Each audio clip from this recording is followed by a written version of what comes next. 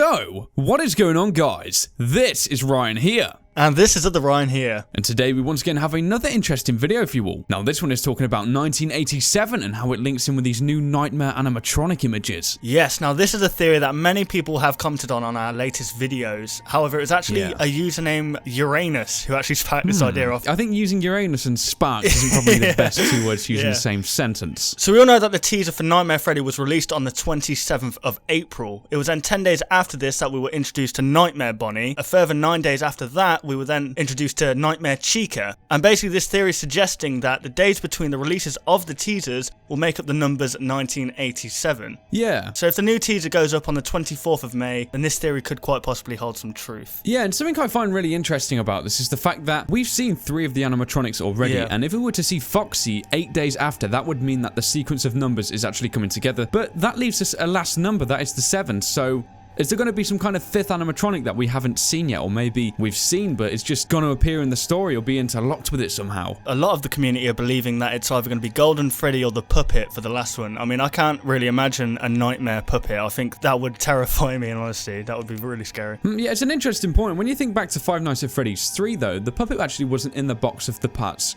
when it was labelled what can we use, and I don't know, man. I don't know if the puppet's actually being regarded as a character within this story, because somehow he always seems to make himself known, and he always seems to entwine himself within each of the Five Nights at Freddy's stories, and he always seems to go unnoticed to begin with until, of course, we start finding out about his existence within the game. Yeah, and I think it's Five Nights at Freddy's 2 where he's obviously properly introduced, but still he's not like... I don't think people see him as a main character, like you're saying. It's like he's more of a... He's very entwined with the story. Obviously, he's the guy that gave these animatronics life, but he's not like a main... Well, he's the main driving force of the story, but for some reason we don't really notice him that much, if you know what I mean. Yeah, I mean, if you think back to Five Nights at Freddy's 3, we have the Phantom puppet, but we kind of know these Phantom animatronics to be definitely hallucinations. And going back to Camo 8 once again, we weren't directly told that the puppet would appear in his physical form in one of these cameras. And just the fact that he's alive is just kind of representing that he's always going to be in the background controlling pretty much what is going on. And, you know, if that rule stays true for this game too, then we might actually see maybe Golden Freddy on the teaser after the Foxy one 7 days after, if this chain of events keeps up, and the puppet will remain secretive until the game is, of course, released. Yeah, I was just thinking, if this 1987 theory does hold truth, then what is he going to do after this happens? Because I think you pointed out a very good point that if he was to do this, the last day of the teaser would be on the 31st, which is the day of release in October. Yeah, because a lot of people are going back to the whole Balloon Boy post where we saw the 10, and people are starting to now say that maybe that 10 represented the month of this game's release. Now, if these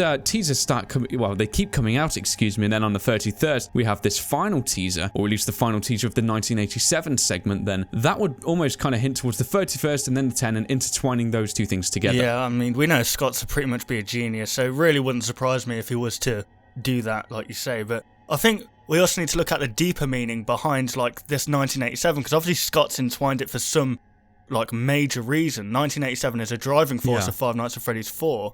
And it has a significant meaning within each of the teasers that have been shown to us. Yeah, absolutely. I mean, if you look at the condition of these kind of suits, they definitely look withered, to say the least. And, you know, this is going back to points we've raised on quite a few videos where we've talked about the Springtrap also being withered in a very similar manner. And I think that might be hinting towards the pre-existence of these animatronics before 1987, so they might have been around during that time era. Yeah, see, I was thinking, how will the Bite of 87 play a role within this Five Nights at Freddy's 4? Because obviously, like I said, it's a main driving force for this, and I think there was a huge theory that the community wanted us to cover about the Bite of 87, Five Nights at Freddy's 4 being from the perspective of the victim of the Bite of 87. Yeah. And this really wouldn't surprise me, because I looked at what damage to the frontal lobe can do, and it's basically you lose conscious thought and your subconscious starts to like melt into reality, entwining the two together, so anything you see is highly exaggerated, if you know what I mean. Yeah, I know exactly what you mean, similar to almost like a nightmare, which ironically is a text used in the background. Exactly, yeah. I mean, yeah, nightmares can occur in real life, of course, and people experience them every single night almost. And, you know, when you see these weird, bizarre things happening, you really don't question them when you're there. It's only when you wake up you start to think, this is crazy. Who would think such a thing? And that's kind of the reaction these images have triggered with the community. And I was thinking that maybe if this does hold some truth, then you've got to think to the game mechanic side of things. That's the only way you can work this story out. For example, Five Nights at Freddy's 1, 2, and 3, it's always been in an office, you're the night guard, you have to survive till 6 AM. That's pretty much as the story goes. So people are saying that maybe it was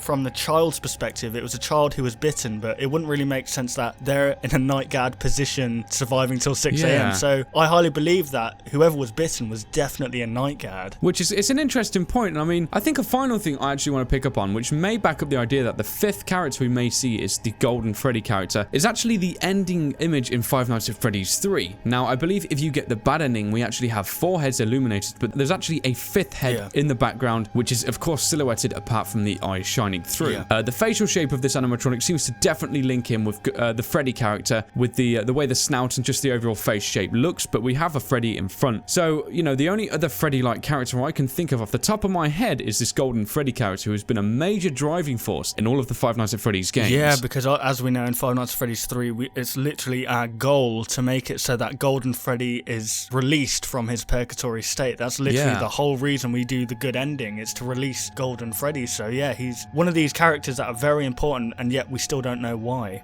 So there we have it, guys. There's once again another interesting topic for you all to have a think about. Hopefully you did enjoy the video, and be sure to comment down below any of your thoughts on what you think to this. If you guys did enjoy this video, why not leave a like? And if you're new around here, why not subscribe for more theories like this and also some gameplay? Exactly. So thank you very much for watching the video, guys, and we'll of course see you on the next one. Goodbye, guys.